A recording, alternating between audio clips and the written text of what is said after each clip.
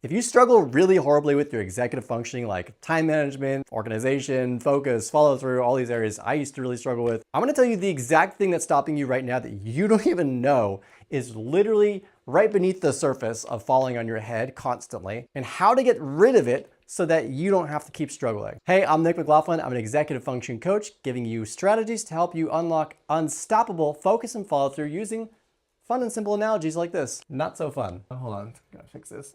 So this is applicable to any executive function area, but let's say that you're struggling with time management. The more you try and the harder you try, the harder things get, and you can't seem to figure out what's actually happening. True story, the biggest problem I had with my time management, I thought, I would always be late to appointments because I had to go out of my way to get gas.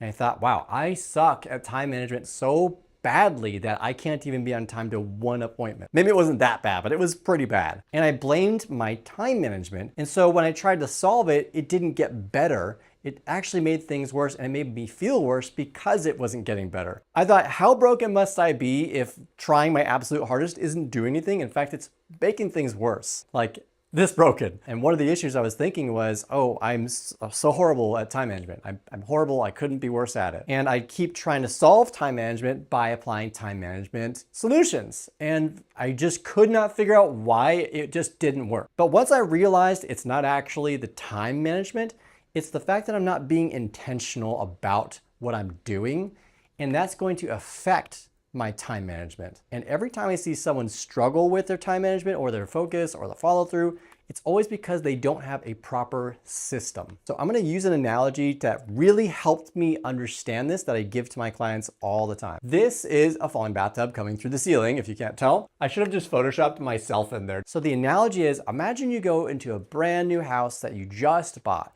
You think it's perfect, it feels great, everything's beautiful. So you stay the night and then you realize you hear a creaking sound. You can't understand why it's creaking. And every night it gets worse and worse and worse until the tub literally comes through the ceiling and you are just wondering, what the heck did I miss? And you're really, really frustrated because you inspected everything that you possibly could with your own eyes, right? So what do you think? You start thinking maybe the floors are so old. So you start trying to solve the problem by installing new wood, and it doesn't actually work because another month later, for some reason, that wood starts to creak and it does the same thing. And the second time you run your bath, it comes through the ceiling. If I could have a good pose for this, what would it be?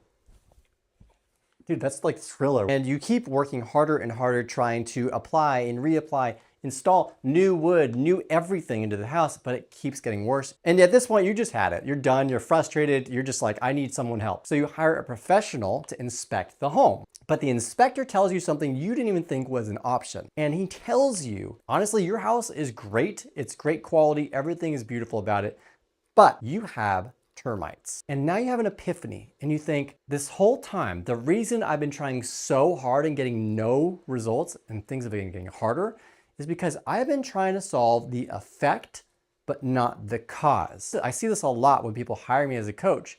They try to solve a problem in a certain way, but what they're trying to actually solve is the surface level issue, not the core issue. If you've ever seen that Hercules cartoon, he basically keeps chopping off the head of the creature and it just keeps growing back over and over. And it gets more and more difficult to beat the monster. That's what's happening when you try to solve the effect, but not the cause.